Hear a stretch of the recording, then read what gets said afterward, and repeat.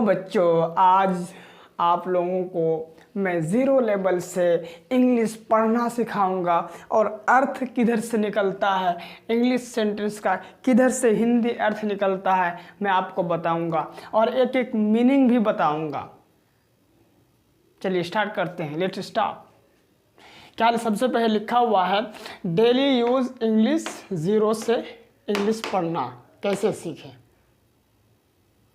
तो सबसे पहले लिखा हुआ है डू का मतलब आप जानते हैं, डू का मतलब करना होता है। लेकिन एक बात हमेशा याद रखो, यू क्या है, एक सब्जेक्ट है। क्या है? यू एक सब्जेक्ट है और सब्जेक्ट्स के पहले डू आ जाता है तो क्या बन जाता है?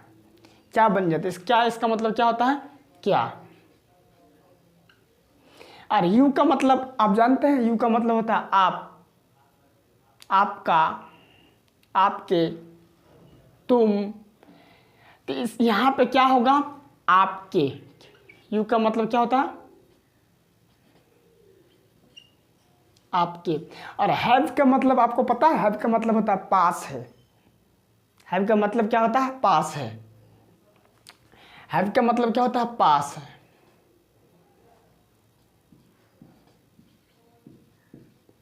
पास है। और फ्रेश का मतलब ताज़ा, ताज़े। फ्रेश का मतलब ताज़ा, ताज़े लिख देते हैं।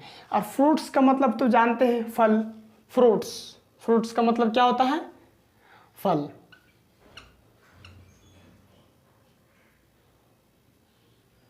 फल। तो ये तो हम मीनिंग लिखे। अब इसका शुद्ध हिंदी लिखेंगे, किधर से अर्थ निकलता है। देखिए, डू का मतलब होता है क्या और यू का मतलब होता है आपके। क्या आपके पास, क्या आपके पास, क्या आपके पास ताज़े। फ्रेश का मतलब होता है ताज़े। फ्रूट्स का मतलब, फ्रूट्स का मतलब क्या होता है? फल। तो आपके पास ताज़े फल, ये है यहाँ पे आ जाएगा। आपके पास, क्या आपके पास ताज़े फल हैं? पता है? Do you have fresh fruits? क्या आपके पास ताज़े फल हैं? चलिए आगे। आई का मतलब क्या होता है? मैं होता है, मुझे भी होता है। लेकिन जहाँ जिसका प्रयोग होता है, जहाँ जिसका यूज़ मिलता है सेंटेंस, वहाँ पे, यहाँ पे क्या होगा? मुझे। क्या होगा? मुझे। और नीड का मतलब क्या होता है? चाहिए। नीड का मतलब क्या होता है? चाहिए।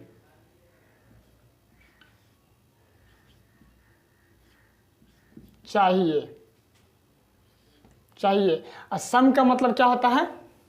कुछ। सम का मतलब कुछ। बहुत ध्यान से बारीकी से समझाऊंगा, जीरो लेवल से। आप ध्यान से समझिए, अर्थ भी निकालना सिखाऊंगा। सम का मतलब होता है कुछ और राइस का मतलब क्या होता है? चावल। चावल। अब इसका शुद्ध हिंदी निकालेंगे। I need some rice. मुझे कुछ चावल, मुझे चाहिए कुछ चावल। ये सेंटेंस क्या होता है? गलत हो, हालांकि इसके मीनिंग में ठीक है लेकिन शुद्ध हिंदी फिर गलत हो जाता है। तो देखिए, आई का मतलब मुझे, नीड का मतलब चाहिए, असम का मतलब होता है कुछ, राइस का मतलब चावल। तो मुझे कुछ चावल,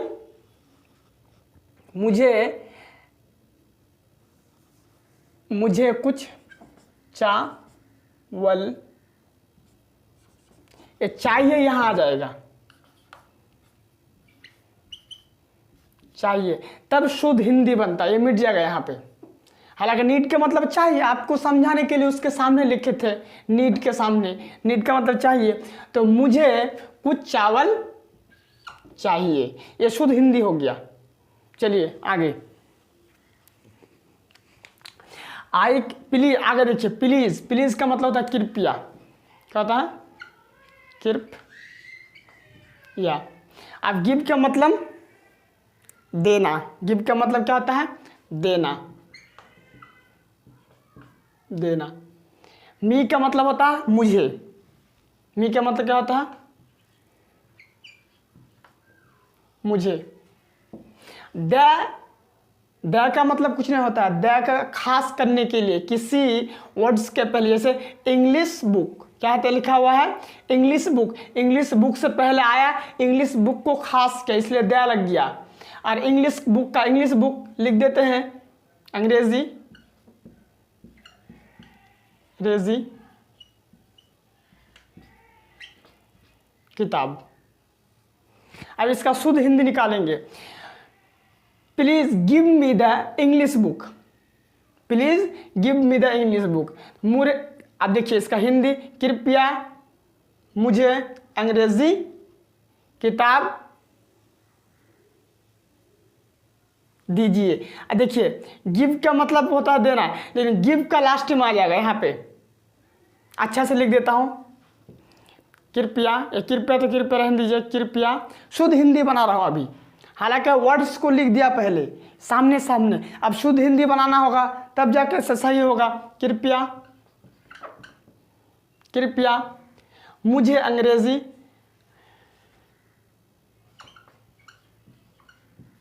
मुझे अंग्रेजी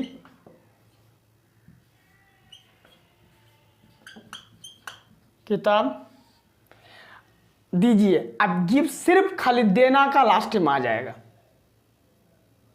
गिव का लास्ट में आ जाएगा। देना, दीजिए क्या होता है, दीजिए। ये शुद्ध हिंदी बन गया।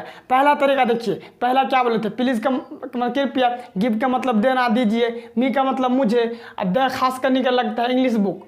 तो देखिए इसका हिंदी कितना खराब बनता है, कृपया देना मुझे अंग्रेजी किताब। तो ये सही नहीं हो, आपको समझाने के लिए, वर्ड्स को याद कराने के लिए हम क्या लिखे, ऐसे लिख दिए। उसके बाद में फिर शुद्ध हिंदी लिखे, कृपया मुझे अंग्रेजी किताब चाहिए।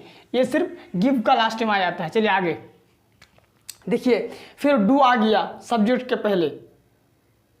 सब्जेक्ट पता है क्या क्या होता है, सब्जेक्ट यू होता है, क्या होता है, यू होता है, वी होता है, शी, ही, ये सब सब्जेक्ट है। ईट, ये सब सब्जेक्ट है। या कोई नाम हो, राम, तुम्हारा नाम, किसी का भी नाम, ये सब सब्जेक्ट होता है। तो इसके पहले देखो, डू के पहले क्या आ गया, यू के पहले डू आ गया, इसलिए क्या बन गया, क्या। पहले वर्ड्स को देख लेते हैं, उसके बाद फिर शुद्ध हिंदी बनाएंगे। और यू का मतलब क्या होता है, आप। एक्सेप्ट का मतलब होता है स्वीकार करना, क्या होता है, स्वीकार करना। और ऑनलाइन पेमेंट, ऑनलाइन भुगतान करना, ऑनलाइन, ऑनलाइन लिख देते हैं, ऑनलाइन भुगतान, ऑनलाइन भुगतान तान करना। ठीक, अब इसका शुद्ध हिंदी लिखेंगे। अब देखिए क्या, आप देखिए ये अभी शुद्ध हिंदी नहीं बना है, क्या आप स्वीकार करते ऑनलाइन भुगतान। ये शुद्ध हिंदी फिर गलत हो जाता है। तो पहला आपको तरीका क्या बताए, वर्ड्स को देखना है।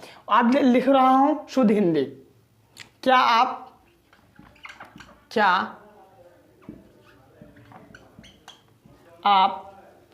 देखिए ऑनलाइन भुगतान, ONLINE, ऑनलाइन। पेमेंट का मतलब होता है भुगतान तान। क्या आप ऑनलाइन भुगतान करना।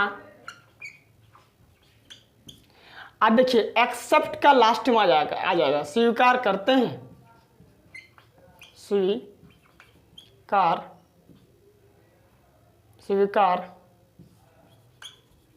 करते हैं, आए कि नहीं। देखिए do you accept online payment, do you accept online payment, इसका शुद्ध हिंदी निकल कर आया क्या आप ऑनलाइन भुगतान करना स्वीकार करते हैं। चलिए आगे देखते हैं। आप इस तरह से हिंदी भी पढ़ने, आप इंग्लिश भी पढ़ने सीख जाइएगा, वर्ड भी याद हो जाएगा।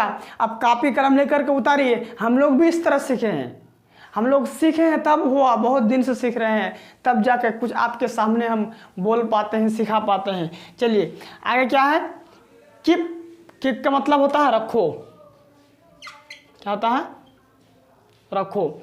अब जानते हैं द क्यों आया?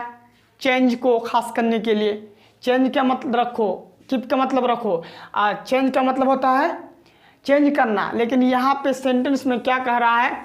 छुट्टे पैसा रखो, छुट्टे पैसा रखो। पहले वर्ड को लिख देते हैं सामने सामने। छुट्टे, छुट्टे पैसे, छुट्टे रख लो, रखो। पैसा का बात बोल रहा है, क्या बोल रहा है इस सेंटेंस में? कीप द, यहाँ तक है, कीप द चेंज, छुट्टे पैसे रखो अपने पास, यही कह रहा है। अब शुद्ध हिंदी बनाने के लिए क्या आ जाएगा? छुट्टे पैसे, छुट्टे पैसे लिख देता हूँ पैसे। अब देखिए छुट्टे पैसे इधर आ जाएगा। अंग्रेजी थोड़ा अलग है, ध्यान देना पड़ेगा, हम लोग भी बहुत ध्यान दिए। छुट्टे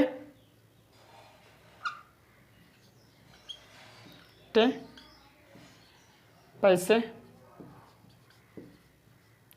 अब रकीब का आ जाता है लास्ट में, वर्ब लास्ट में आ जाता है, समझे? रखो, रखो। चलिए इसका हो गया कीप द चेंज, छुट्टे पैसे रखो। चलिए आगे देखते हैं।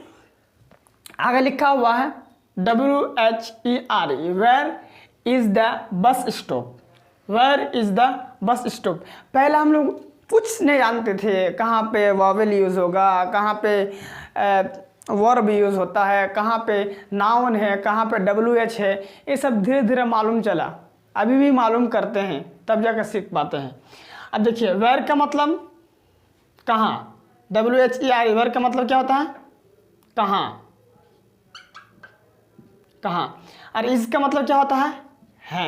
पहले आपको हम बताते हैं वर्ड का मीनिंग, उसके बाद शुद्ध हिंदी बनाएंगे अच्छा से, वो भी अच्छा से किधर से निकलता है, अच्छा ध्यान दीजिएगा इस बार। द बस स्टॉप, यानी द बस स्टॉप को क्या किया? द खास बना दिया बस स्टॉप को। आप जानते हैं बस स्टॉप का आप जानते हैं क्या बोलता है? आप क्या लिखेंगे? आप इसका शुद्ध हिंदी बनाएंगे। अब देखिए कहाँ है बस स्टॉप, ये हिंदी गलत हो जाता है। बस स्टॉप क्या लिखेंगे? सबसे पहले हिंदी में इंग्लिश में ही लिख देते हैं, बस स्टॉप, टॉप। और वेयर का आ जाएगा कहाँ, और इज का आ जाएगा लास्ट में। देखिए इज, देखिए मेरी बात ध्यान से सुनिए। देखिए इज रहे, आर रहे, या कोई भी वर्ब रहे, वर्ब मीन जैसे हो गया स्लीप, पहले ये सब वर्ब होता, पहले ये सब रहेगा ना, ये लास्ट में आ जाता है। वावेल नहीं, हेल्पिंग वर्ब लास्ट में आ जाता है, वर्ब लास्ट में आ जाता है। ये सब ध्यान दीजिएगा तब होगा। ऐसे इंग्लिश सीखता है इस तरह, जैसे छोटा बच्चे एक एक वर्ड सीखता है, एक एक वर्ड सीखता है, तब जाकर वो सेंटेंस बोल पाता है 5 साल की उम्र में। तो इस तरह आप पढ़िएगा ना तो एक एक वर्ड आपका दिमाग में घुसेगा और आप बोलते जाइएगा, बोलते जाइएगा। इस तरह करना ज़रूरी है, लेकिन इससे भी ज़रूरी क्या है?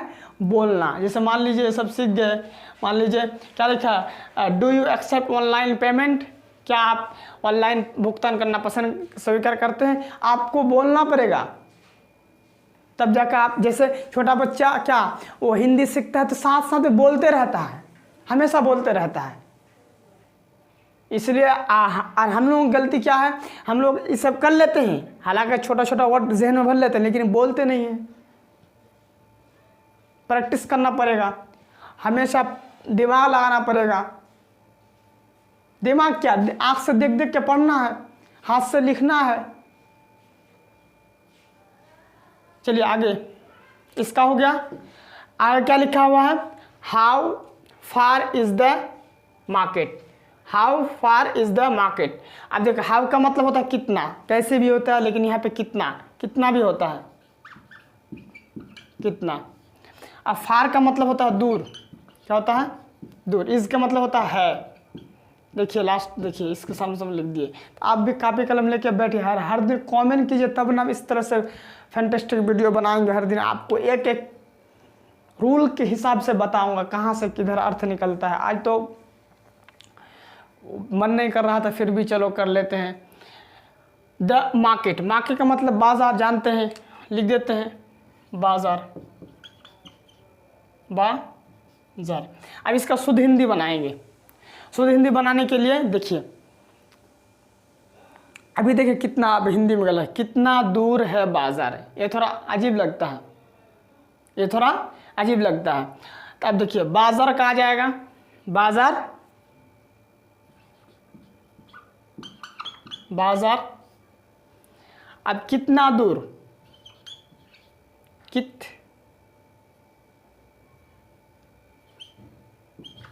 कितना, हाउ फार का यहाँ जाएगा एक जगह में, कितना दूर।